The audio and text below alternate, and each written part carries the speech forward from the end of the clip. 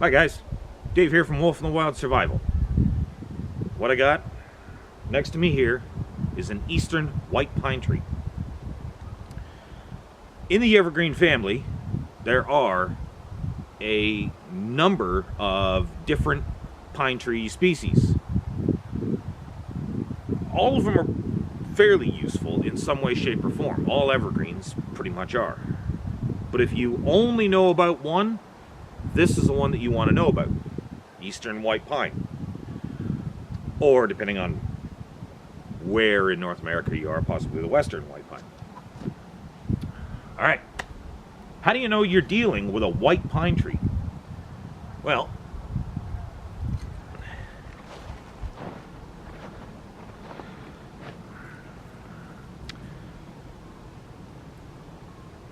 jack pines and even to a certain extent like ponderosa pines, the needles are very, very coarse. They're very stiff.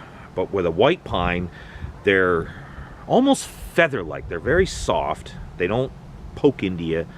They're very nice. However, if you look very closely, for lack of a better term, I'm going to call it a quill knob, because I don't really know what that's called. But there's the branch, and there's a little knob, a little quill knob. And if you isolate one of those, you'll see there's actually more than one pine needle on that little quill knob. Now, let me see if I remember correctly. Red pine have 2, yellow pine have 3, and white pine have 5. So if I'm just separate these out on this one little quill knob, 1, 2, 3, 4, 5. That's a white pine. So, what makes this tree so useful? Well, for starters, it's a food source. It's a fire lighting assistant. It's got medicinal properties, and it's available all year round. It's an evergreen, so it doesn't go dormant. And it's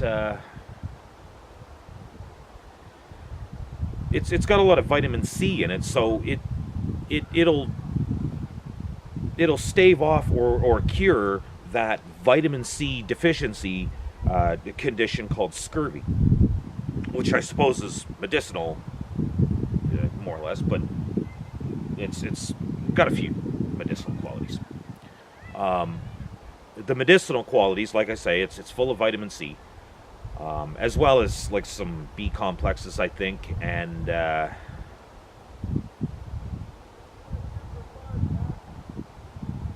don't know, a bunch of nutrients. I really can't remember all this technical stuff all the time, but it is very healthy for you to brew the pine needles into a tea, and it's a nice hot drink. Now, if you're like me, you like lemon with your tea, but around here, you're not finding lemon. It's, least of all in the wintertime, but you don't find lemons grown in Canada. What you do find is a plant called curly dock or a plant called sheep sorrel that have very lemon-like flavors. So when you're brewing your pine needle tea, if you put in some sheep sorrel or some curly dock, that'll give you that lemon taste, and it'll taste a whole lot better than just regular old pine needle tree, because regular old pine needle tree tastes much as you would expect, just like a pine tree. Okay, so the other medicinal quality, which, here we are.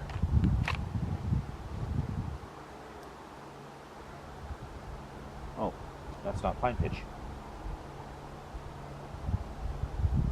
You know, surprisingly, there's not really any pine pitch leaking out of this tree, which is great for the tree. That means that nothing's been gnawing on it and there's no bugs bothering it or anything like that, but it's not very good for us because for anybody who's not familiar with it, I actually wanted to show you.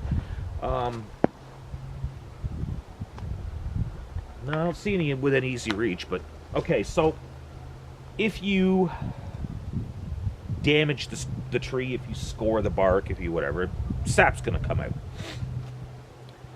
That sap is nature's version of antibiotic ointment, antibacterial ointment, polysporin, neosporin, that kind of stuff. It is very good for that. It's very antibacterial. So if you get cuts and scrapes and insect bites and whatever, you can put that on, and that'll definitely help. As for food source, in addition to brewing the pine needle tea, which is somewhat medicinal and good for you, healthy, vitamins, minerals, that sort of thing. If I were to take my knife and cut a strip out of the tree,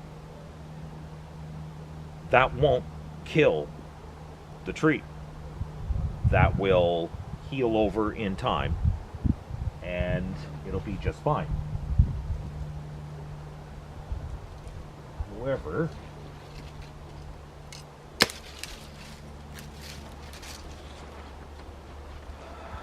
I will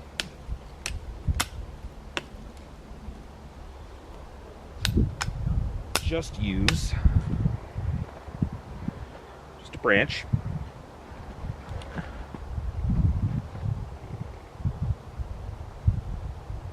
Okay.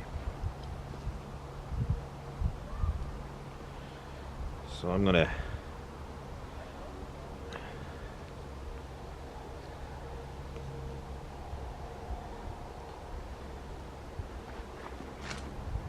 score off a piece of bark here. Now, I did go pretty deep, so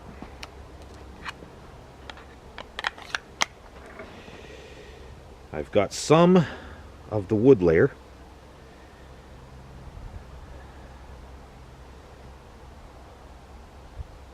I should have brought gloves. Holy jumpins', it's cold today. I don't know what the temperature is, but it's really cold. Okay. Just got to get rid of some of this wood layer. You don't want to eat the wood. What you do want to eat is the thin paper-like layer in between the wood and the outer bark, which I'm having great difficulty getting into with really cold hands.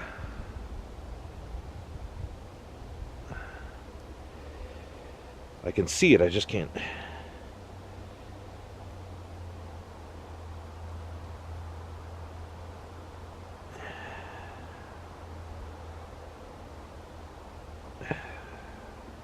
So this is called cambion. That's the technical term for it. And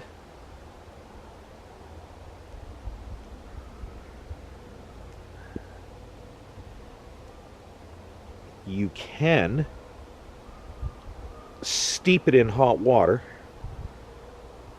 There we are. Holy jumpers, my hands are so cold. Okay.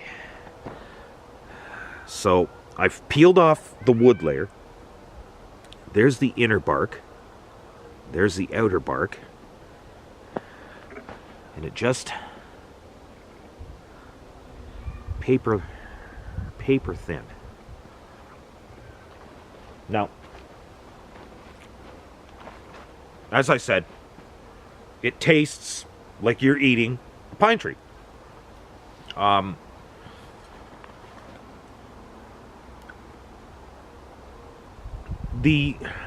despite the fact that it's not entirely super appetizing, it's got fats, carbohydrates, starches, and protein. All of which can be somewhat difficult to get a hold of in the wild.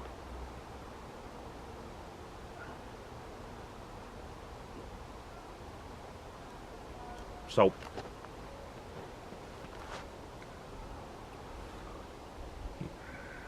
as an absolute necessity survival food, it'll get you through. You got to be careful. You got to eat Cambion in moderation. It's very, very fibrous, and it could bung you up. So you gotta be careful with that. You don't want to use boiling water. You boil your water, you set it aside for a minute or so, you let it cool off. It's down below the boiling point. You can steep the inner bark into kind of a tea, and you can get a lot of the benefits. It's just you're not actually getting solids into your stomach. So when in a severe survival situation and you're really, really hungry, you can swallow. I know I just spit it out, but you can swallow the Cambion and you'll be able to digest it just fine. You just don't want to eat loads and loads of it, or it'll stop up your pipes. So okay, that's pretty much the food and the medicinal. Fire extender, the sap, the pine pitch that I couldn't show you is, yeah, even now it's not really building up that quickly. It's very flammable. You can use that as an assist to get a fire going, and as a fire extender as well. Like, you know, like a lot of these guys, a lot of the survival guys will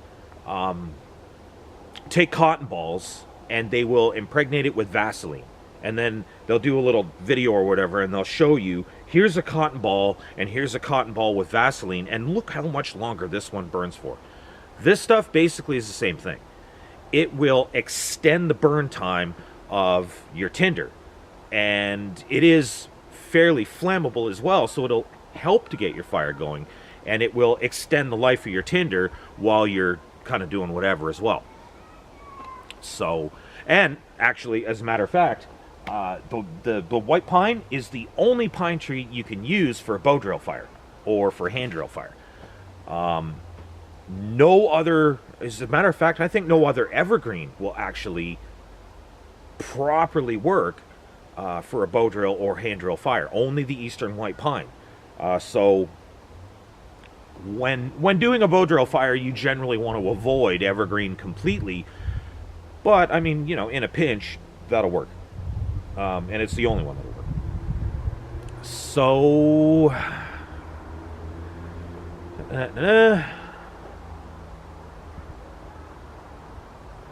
yeah, I think that's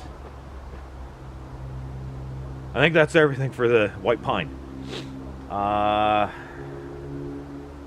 And I know a lot of the time I'll get a comment, you know, oh, there's this or there's that. Like, oh, geez, I can't believe I forgot that, but I think I got everything. One note on the fire thing. As you can see, it's wintertime in Canada right now. Everything is covered in snow. Everything's kind of damp and wet and, you know, sort of whatever. Pine trees, specifically the eastern white pine, but, you know, jack pines are pretty good as well.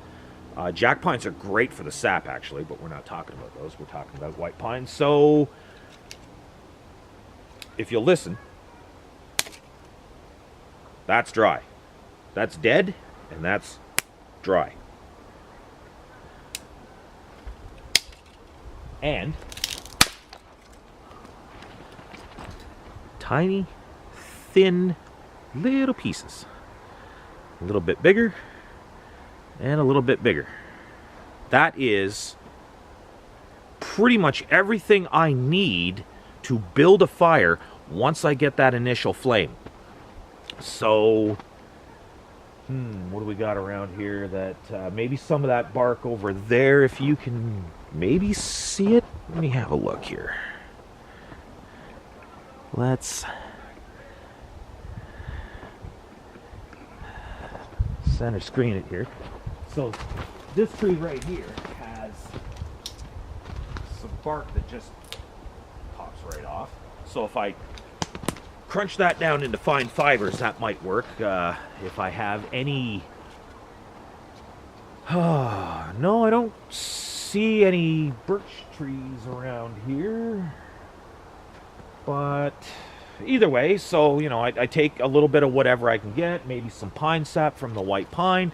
I spark, I get just that flame going, and then I take a whole bunch of these, and I put them on. The flames start coming up. Then I take a bunch of these. That starts kind of building the roaring fire. Then I take a bunch of these. That fully establishes my fire, and then I start using fuel from there. And all of that just from right here. So if I 1, 2, 3, 4, 5, 6, 7, 8, you know, there's a couple of dozen pine trees within a 10, 12-foot radius of me. So that's more than enough to do what I need to do. I just, you know, I gather up a bunch of this kind of stuff, and I'm all prepared to get my fire lit, and I don't have to roam far and wide looking for, you know, special materials. It's wintertime, everything's white. I look over there, I see green, I know there's evergreens. I come over, it's a pine tree, awesome. I'm ready to start a fire. And, you know, the pine canopy actually cuts back on the wind. The snow is not as deep under a pine canopy. So, perfect place to set up a camp, generally, as long as there's no deadfalls, widowmakers, or an area where, you know, maybe a flash flood might come along and ruin your campsite and maybe push you off into the river or something. You never know. So that's another good thing about the evergreens in general, but the white pine. It can be sort of a stage one of your shelter. It you know, cuts back on the wind and how deep the snow is. So definitely a really great tree to know. And like I say, it is a source of carbs and starches, which is very, very hard to come by in the woods. And if you've ever maybe gone on a low carb diet, you kind of feel like a bit of a crash, and your body doesn't want to respond as well. You don't want that in a survival situation. So if you see green in a winter wonderland like this, you head towards it and hope that it's an eastern white pine. But I'm rambling again, which I do quite a lot, apparently. I know I do. So I'm going to end this off by saying thanks very much for coming out and doing this with me today. And I hope you learned something. I hope it helps. And I will see you in the next video. Have a good one, guys. I didn't get everything.